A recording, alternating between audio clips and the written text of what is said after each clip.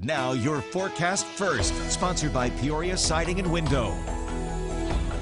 Good evening. I'm your local weather authority, Chief Meteorologist Chris Yates. Skies are partly cloudy and blooming to normal. We've got a few storm towers trying to flare up, but storm activity so far has been pretty isolated. Still can't rule out a pop-up shower or storm as a cold front sweeps across the region over the next couple of hours. Notice the front just now knocking on the door in the Twin Cities where it's 92 degrees. Peoria, we've had the front come through. Not a big drop. The temp has fallen to 89. Starting to feel a little more comfortable as well. 87 degrees currently in Galesburg. Heading out tonight, no significant impacts. In fact, skies tonight mostly clear. Could get clouds rolling in by early tomorrow morning. Importantly, it is looking cooler and more comfortable over the next couple of days. We'll have that forecast coming up. WMBD News at 6 starts now. Tonight, we hear from Illinois State Police on the progress of the new texting and driving laws, what officers want to remind drivers. Also, promoting awareness of unclaimed property, the opportunity family members have to reunite with it. And Central Illinois is currently under a heat advisory, the precautions you need to take in addition to staying in the shade.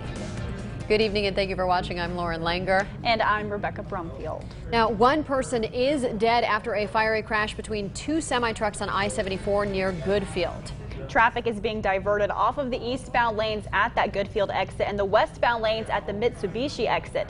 Illinois State Police called a press conference for 5:45 tonight. Right now, Eugene Daniel is in bumper-to-bumper traffic. He joins us live with the most updated information from the scene. Eugene.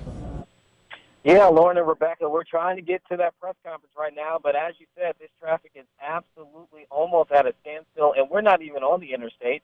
I-74 is closed eastbound and westbound between Goodfield and Bloomington. That's standstill traffic, not only on the interstate, but also as we're right now on US 150, barely moving, heading toward Goodfield from Congerville, trying to get to that conference now.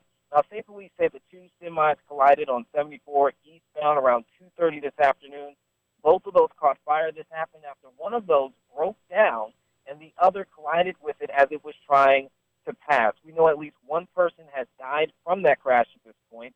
State Police say that that scene will be active for a few more hours. So if you plan on traveling in this area, traffic is blocked both directions, eastbound and westbound. Eastbound drivers being diverted near Goodfield, westbound travelers near the Mitsubishi exit.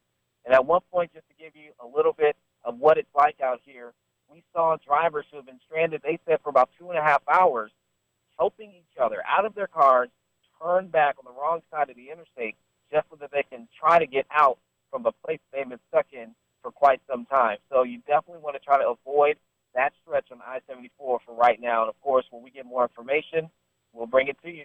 Send it back to you, Rebecca and Lauren. All right, Eugene, thank you. Officers are seeing a slow compliance from drivers in regards to new texting and driving laws. The new fines and laws upped seatbelt violations from $60 a ticket to $164. And texting and driving law has changed that violation to a moving one. And if you get 3 or more of those moving violations, your license is suspended. Sergeant Tony Halsey says officers hear a number of excuses, but it just doesn't justify breaking the law. Well, I had to check this, or my work was calling, or I have a sick child at home, I was just checking. You know, we see and hear all kinds of excuses. But a law is a law, and, you know, excuses or not, you know, you have to be in compliance with the law. Halsey also wants to remind you that it's against the law to use your phone at a stoplight or a stop sign, since you still have control of the vehicle at that moment.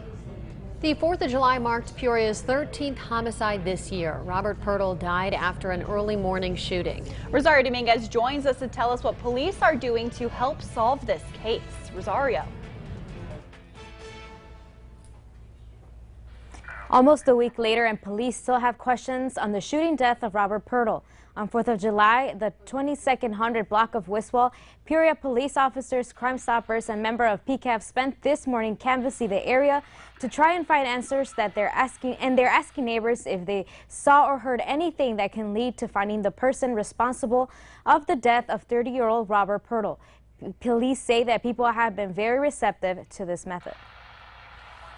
We really have to make sure that we do everything we possibly can as a community to make sure that these homicides are solved. So the only way we're going to do it is get out, talk to people, you know, canvass the neighborhood, see what's going on. If you saw anything, say something. And if you have any information that can help in the investigation of Robert Pirtle's homicide, you can contact Peoria Police, or to remain anonymous, you can submit a tip by calling Crime Stoppers at 309-673-9000.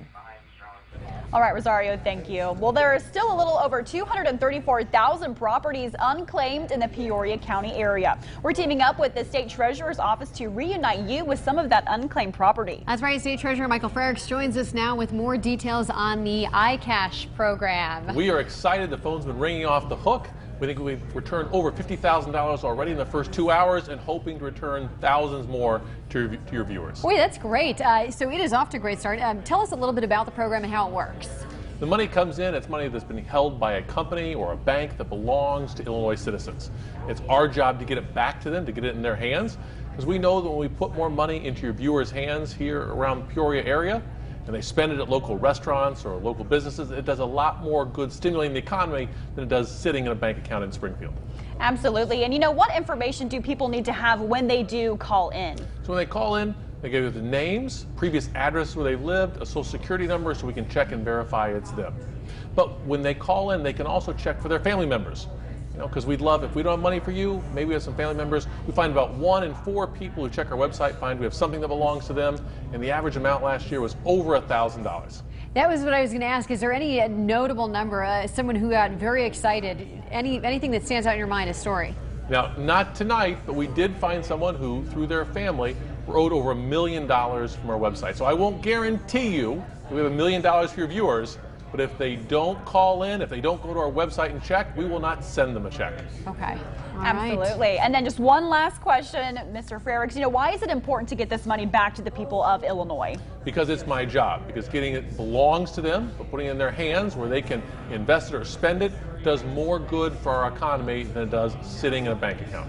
Well, I know a lot of our viewers are thankful you've been doing this. We've heard the phones ringing nonstop. And now through WMBD News at 10, we are hosting this iCash event.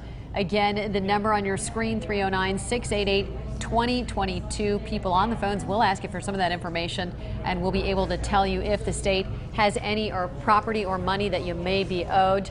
If that phone line is busy, we do want to remind you that's all right. You can head on over to the website. We will have that website for you on our website, ciproud.com. All right, well, a heat advisory is in effect until 7 tonight with temperatures in the 90s and a heat index in the triple digits. You are advised to stay indoors if you are working or spending time outside. You should take some precautions and stay safe. Sean Griffin operates a food cart in Peoria. He knows the importance of staying hydrated. Water, so you got to stay hydrated, water and shade. Just come outside in cool clothes and make sure you have stuff to be dehydrated. Hydrated, like water. When spending time outside, make sure to take frequent breaks and watch for signs of heat-related illness. Well, coming up, continuing coverage of the Brent Christensen sentencing, his father's emotional testimony heard in the courtroom today. And dangerous heat has been plaguing much of central Illinois. It's been outright oppressive. A high of 92, but with dew points in the 70s. Well, it's felt more like 102. Thankfully, we are starting to see some relief as we speak. Cold fronts moving through. We'll have that forecast coming up next.